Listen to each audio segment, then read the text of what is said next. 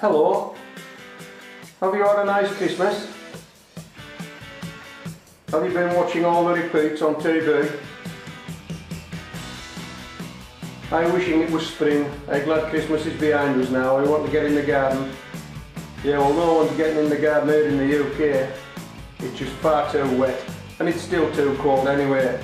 But we're thinking about getting in the garden, and we're thinking about what we're going to do when we get in the garden. But in the meantime, we have to make do with watching gardening videos on YouTube, don't we? And when you do that, you get a reminder of all the gardening videos, swindles, that are on YouTube. Man, they're everywhere. And boy, do they get a following. Hundreds of thousands of views and subscribers. And they're not even proper gardening channels. What you're looking at now is a typical gardening video swindle.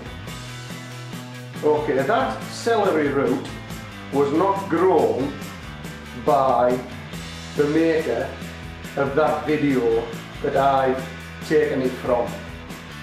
It was not. Place it root side down in plain water for a week.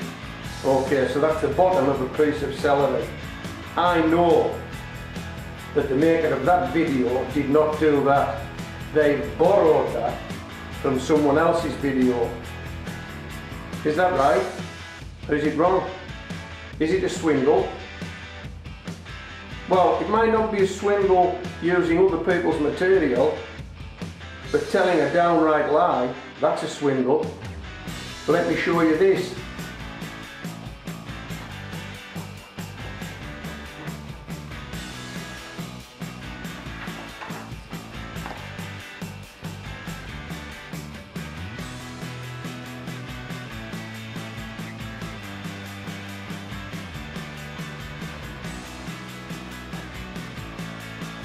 Then transfer the celery to rich, well-draining soil and watch it really start to take off.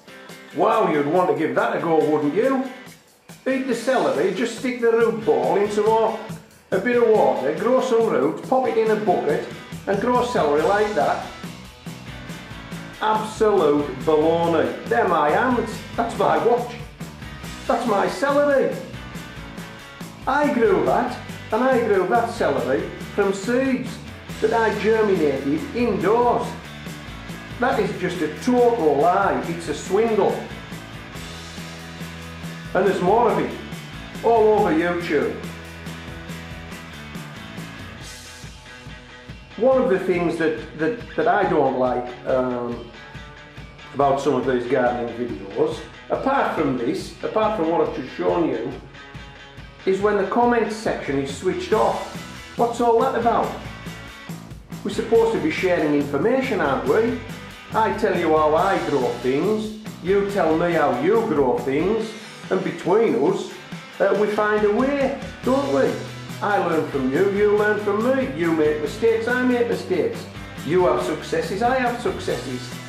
And we communicate through the comments section. So why is the comments section switched off? I mean, there's nothing more infuriating than if you find a video that you like, but you don't really fully understand what you've just seen and you want to ask something, or you want to make a statement but you can't. That's a swindle, isn't it? Comments switched off. What about potatoes? Okay, there's some doozies out there, there really is. Too good to be true content. That's got to be a swindle, hasn't it? Let me show you this.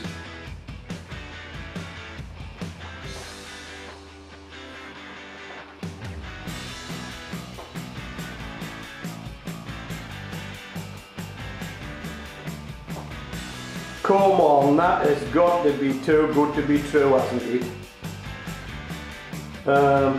This is obviously an advertisement for that bag, and that bag certainly isn't a trash bag. I mean, come on. It's got a Velcro window on one side of it, it's got drainage holes in the bottom. And let's face it, those potatoes did not come out of that bag. I mean, just imagine trying to put them back in there. This screenshot is trying to lead you to believe that someone has just opened that flap and pulled all those potatoes out. Well, if they've done that, you would be able to push them all back in, would you not? Totally impossible. That bag is ram-packed with washed potatoes. Those potatoes did not grow in that bag. Do you agree? Come on. What about videos with a start but no end? You don't see the result. What about those videos? Someone draws a line with the finger on some soil and sows some seeds, and yeah, they're growing carrots. And you think, well, they're far too close together. They've put far too many seeds in that little row of carrots. I want to see what these grow like. And then nothing, there's no follow-up. Well, that's okay, provided there's a genuine reason for no follow-up. And there could be any one of a number of reasons why there's no follow-up video. But you just feel robbed because you haven't seen an end. There's no end. Was it a success? Was it a failure? Can you really sow that many seeds close together and get some decent sized carrots? Well, you're never going to know. And one that's just about as bad as that is where you see a result, but there's no start. So here's someone harvesting carrots. Wow, they're big carrots, and there's lots of them. I wonder what sort they were. I wonder how they were sown. I need to look at the beginning of this this video. I need to see how these guys were sown. But there isn't a start, just an end. Well, that's no good. I think we want to see seeds being planted, don't we? And then grown on through the growing year and then harvested at the end of the year. And there'll be some winners and there'll be some losers, but let's put it on video, let's show one another. Vegetable garden layouts on computer. You've seen them, boy do they look pretty. Drag and drop your carrots in. 9 carrots in this square. 2 cauliflowers in that square. Come on, now that looks good on a computer screen, but does it work in the garden? And where are we going with this? Well, we're going on square foot gardening, aren't we? Now what can you really practically grow in a square foot garden that you could make into a meal?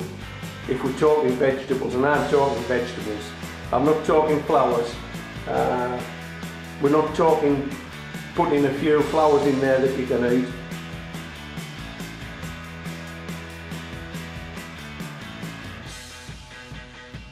And putting a few herbs in there that you can eat. Why do you need a square foot garden for that?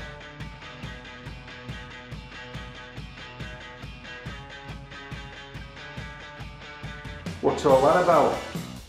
It just seems to me as though we're trying to make a pretty picture.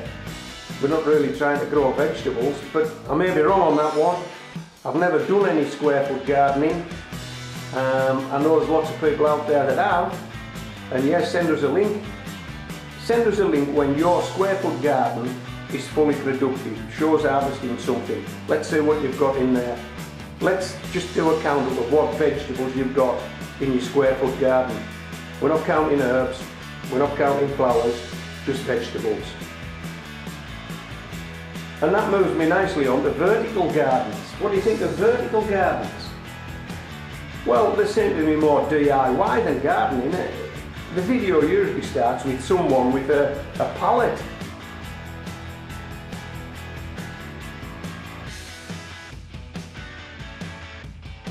And screwdrivers and nails and staple guns and all manner of stuff. Or then they've got pipe cutters and there's plastic and guttering and pipes and stuff.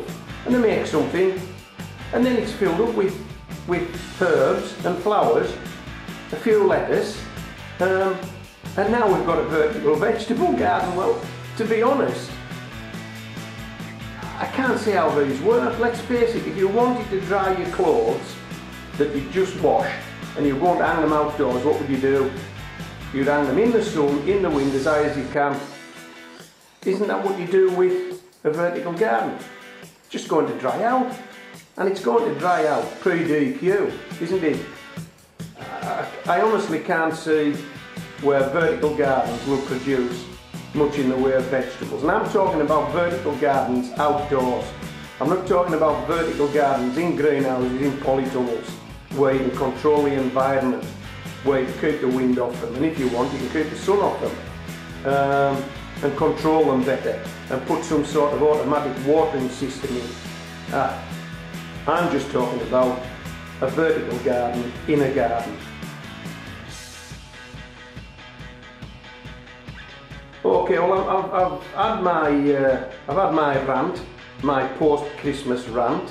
I think I'm getting cabin fever. I need to get outside and do some proper gardening. I hope you've enjoyed this video.